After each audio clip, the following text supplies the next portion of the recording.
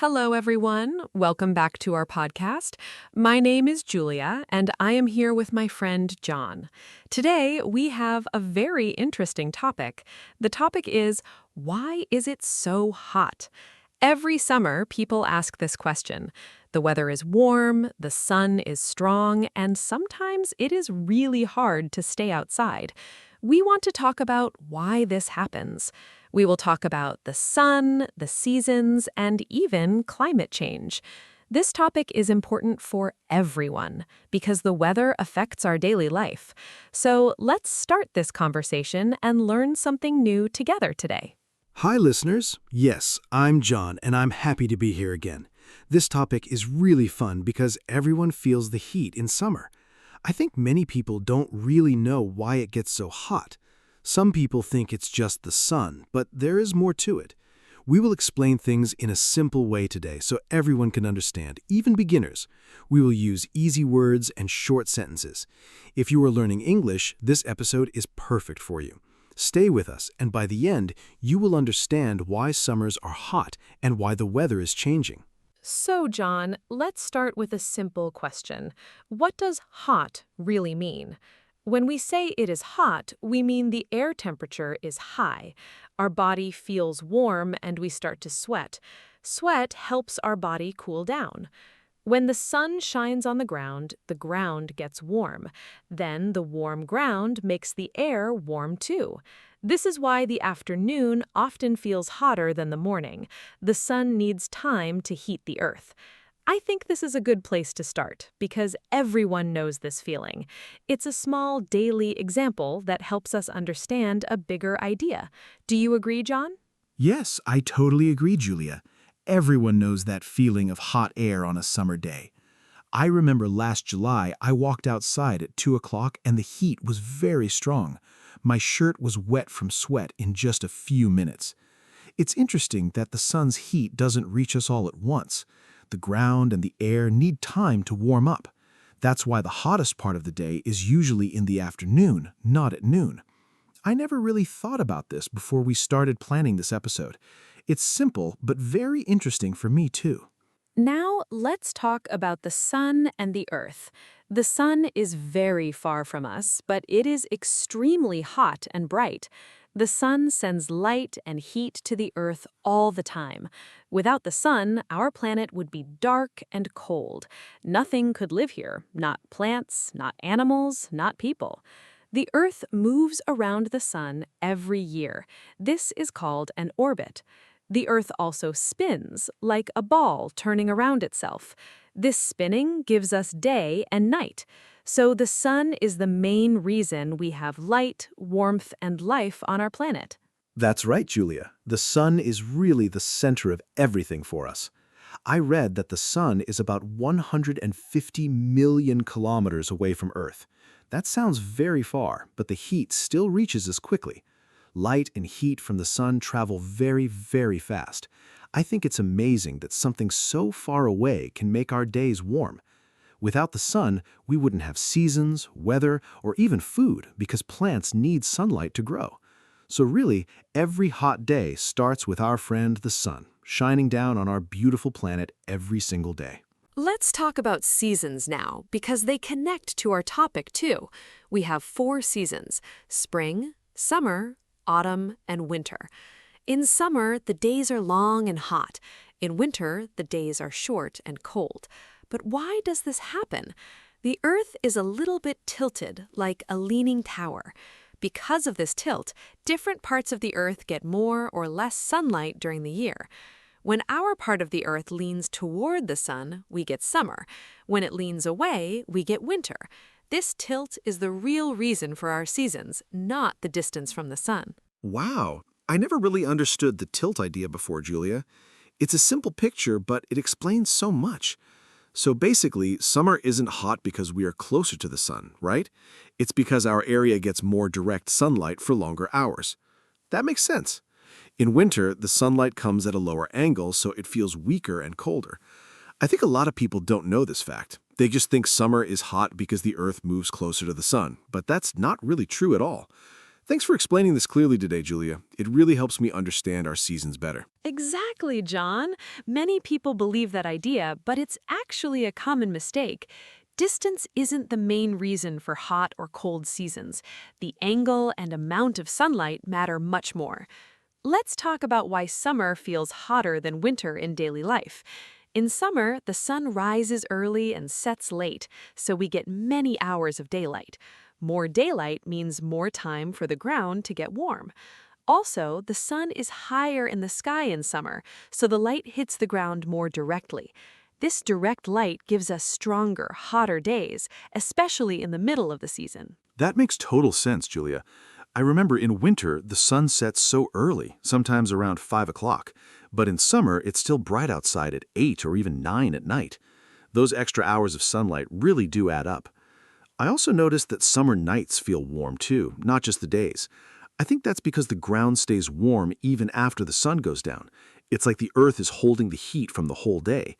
So even at night, we still feel warm air around us during the hot summer season, and it can be hard to sleep well. Yes, that's a great point about the ground holding heat, John.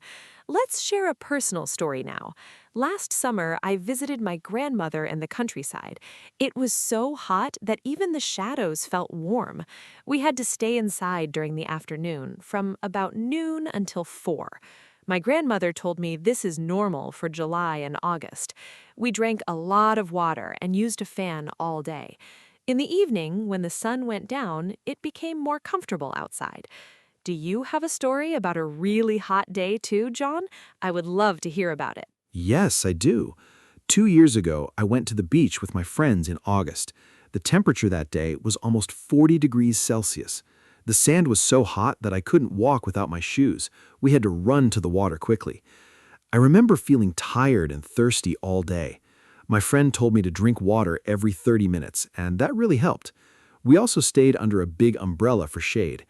It was a fun day, but also a good lesson about how dangerous strong summer heat can really be, especially near the sea where the sun feels even stronger. That's a great story, John, and a good lesson, too. Let's talk about what happens inside our body when it's hot. When the temperature rises, our body works hard to stay cool. We start to sweat, and the sweat evaporates from our skin. This process takes heat away from our body. That's why we feel a little cooler when there's wind, because the wind helps the sweat dry faster. Our heart also beats faster in the heat, and our blood moves closer to our skin. This helps release extra heat. Our body is really smart at managing temperature, even without us thinking about it at all. I never knew our heart works harder in hot weather, Julia. That's really interesting. I guess that's why some people feel tired or dizzy on very hot days. Their body is working extra hard just to stay cool. This is why doctors always say we should drink more water in summer. Water helps our body sweat properly and stay balanced. I also learned that children and older people can get sick faster in extreme heat because their bodies don't control temperature as well. So staying cool isn't just comfortable, it's actually really important for our health too, especially for the people we love and care about. That's true, John, and it brings us to a bigger topic, climate change. In the last few years, summers have become hotter in many places around the world. Scientists say the Earth's average temperature is slowly rising every year. This is called global warming. It happens because of gases in the air that trap heat, like a blanket around the Earth. These gases come from cars, factories, and burning fuel like coal and oil. Because of this, extra heat stays near the Earth's surface instead of going back into space. This makes summers hotter than they used to be, even in places that were once quite cool. That sounds a little scary, Julia, but it's important for everyone to understand. So these gases act like a blanket, keeping extra heat trapped near us. That's a clear way to explain it. I've heard the name greenhouse gases before, but I never really understood what it meant. Now it makes more sense to me. A greenhouse is like a glass house that keeps plants warm, right? So these gases do something similar to our whole planet. The more gases we produce, the thicker this blanket becomes, and the hotter our planet slowly gets over time, year after year, even if we don't notice it right away. Exactly, John. You explained the greenhouse idea perfectly. The main greenhouse gas is called carbon dioxide, or CO2 for short. We produce CO2 when we burn things like gasoline in cars or coal in factories. Every time we drive a car or use electricity from certain power plants, we add a little more CO2 into the air. Over many years, this adds up to a huge amount. Trees and oceans can absorb some CO2, which helps a little, but humans today produce more CO2 than nature can absorb. So extra gas stays in our atmosphere, and it slowly builds up higher and higher every single year. I understand better now, Julia. So basically, everyday activities like driving or using electricity slowly add heat-trapping gas into the sky. It's not one big event, but many small actions over a very long time. I think that's why it's hard for people to notice the change quickly. It happens slowly, year by year. But scientists who study weather for many years can clearly see the pattern. They compare temperatures from 50 or even 100 years ago, and they can see it's getting warmer overall. That's pretty strong proof that something real is happening to our planet, and it's not just a normal natural change. Right, and there's another big reason too, cutting down trees, which we call deforestation. Trees are amazing because they take in CO2 and give us fresh oxygen.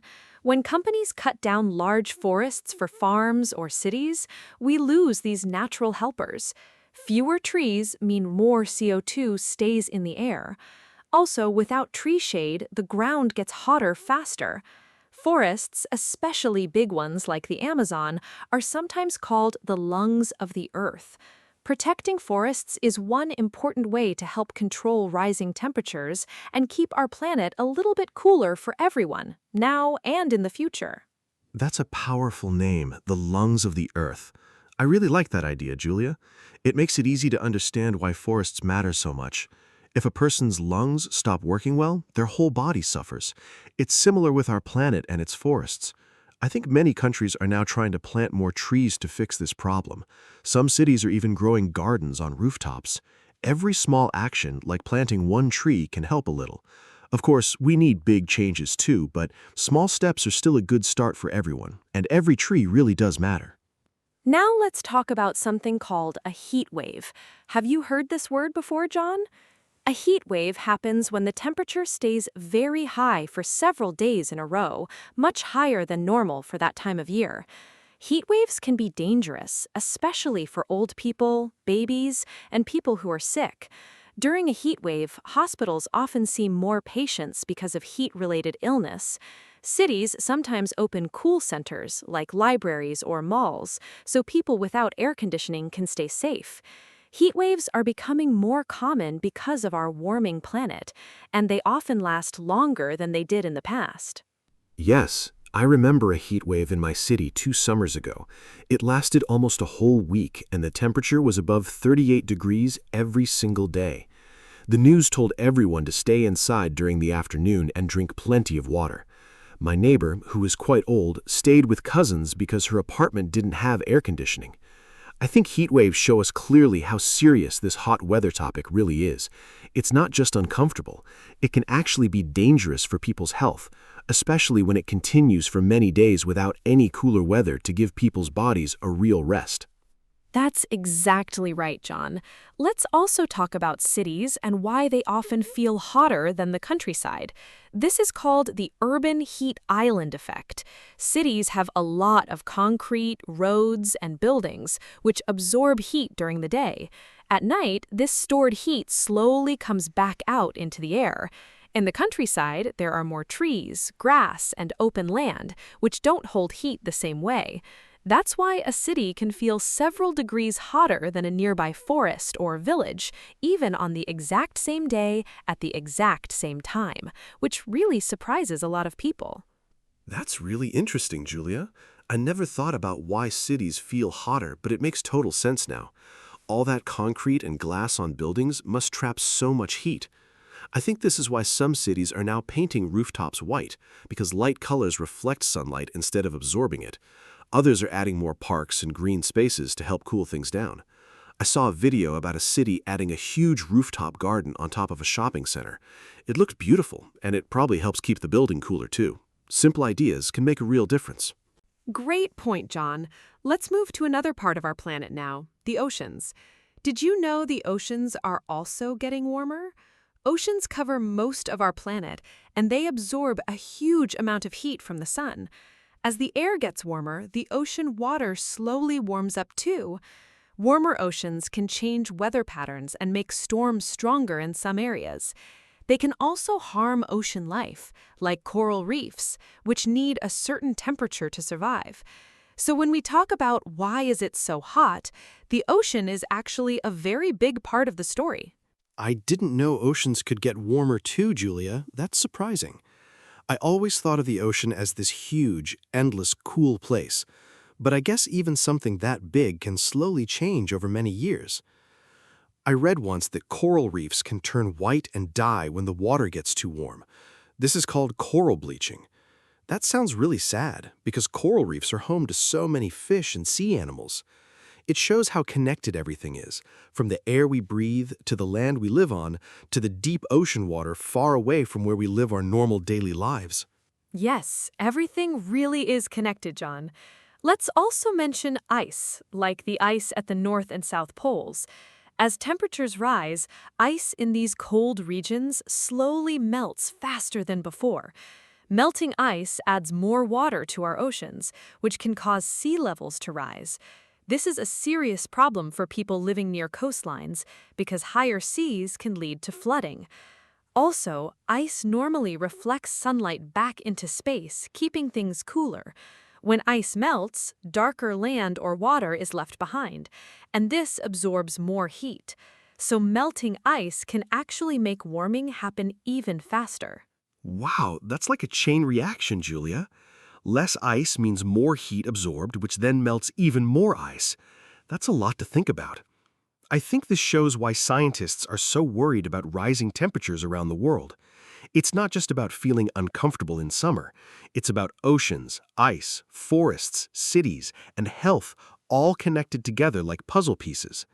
I feel like I understand this topic so much better now than before we started talking today. It's complicated, but you're explaining it in a really simple and clear way, Julia, and that makes it much easier for me to remember all these new ideas. Thank you, John. Let's talk a little more about health now, since that's important for everyone listening. When it's very hot outside, our body can sometimes struggle, especially if we don't drink enough water. This can lead to something called heat exhaustion, which makes a person feel dizzy, weak, and very tired. In more serious cases, it can become heat stroke, which is dangerous and needs quick medical help. Signs of heat stroke include a very high body temperature, confusion, and sometimes fainting. That's why doctors always remind us to drink water, rest in shade, and avoid too much activity during the hottest hours of the day. That's really important information, Julia. I think a lot of people don't take heat seriously enough, especially young, healthy people who feel strong. But heat can affect anyone if they're not careful. I always try to carry a water bottle with me in summer, especially if I'm walking or exercising outside. I also learned that light-colored loose clothing helps keep our body cooler because dark colors absorb more heat from the sun. Simple habits like wearing a hat, staying in shade, and drinking water regularly can really help us stay safe during hot summer days, no matter how old or young we are. Those are great tips, John. Let's talk more about ways people stay cool in summer. Many people use fans or air conditioners at home to lower the temperature indoors. Others prefer natural methods, like opening windows at night when it's cooler and closing curtains during the hot afternoon to block sunlight. Drinking cold water, eating light meals, and taking cool showers can also help our bodies feel more comfortable. Some people love swimming in a pool or the sea during summer, which is a fun and refreshing way to escape the heat. What do you usually do to stay cool, John? I love swimming too, Julia. It's probably my favorite way to cool down in summer. I also enjoy sitting under a big tree with some cold lemonade on a hot afternoon. At home, I use a fan most days because air conditioning can be expensive to run all day long. I try to do outdoor activities early in the morning or later in the evening when the sun isn't as strong. I think everyone has their own favorite way to beat the heat, and it's nice to hear different ideas from friends and family members too, especially during a long, warm summer. Those all sound wonderful, John. Now let's talk about something bigger. What can we as regular people actually do to help with this problem?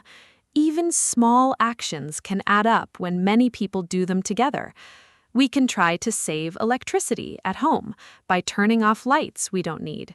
We can walk, bike, or use public transportation instead of driving a car alone. We can also try to eat more local food, since transporting food long distances also uses a lot of energy.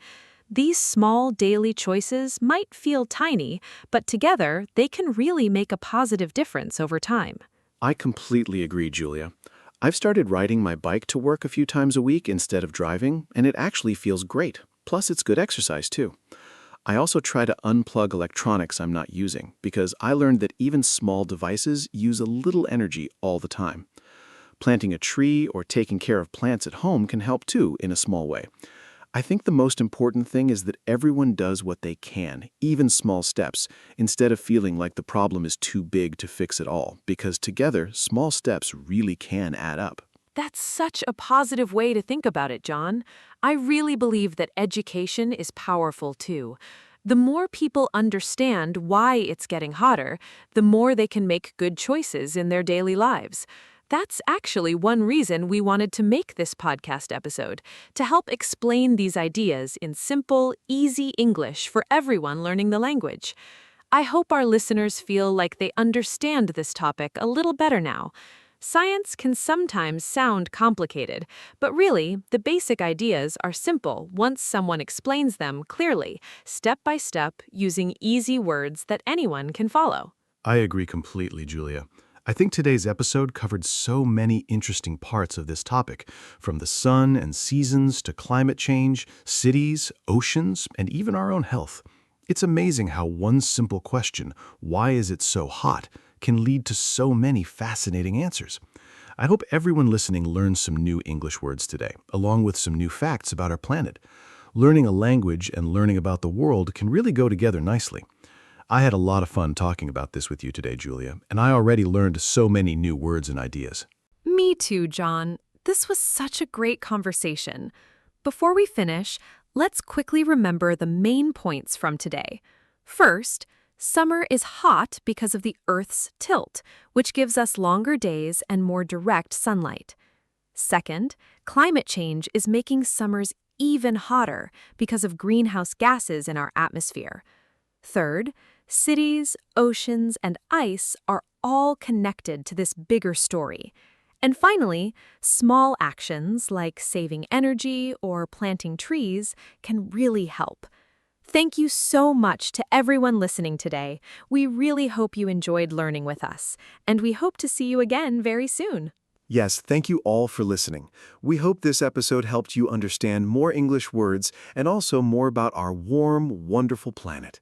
If you enjoyed this podcast, please share it with a friend who is also learning English. Remember, learning a language takes time, just like understanding our climate takes patience too. Keep practicing every day, a little bit at a time, and you will improve.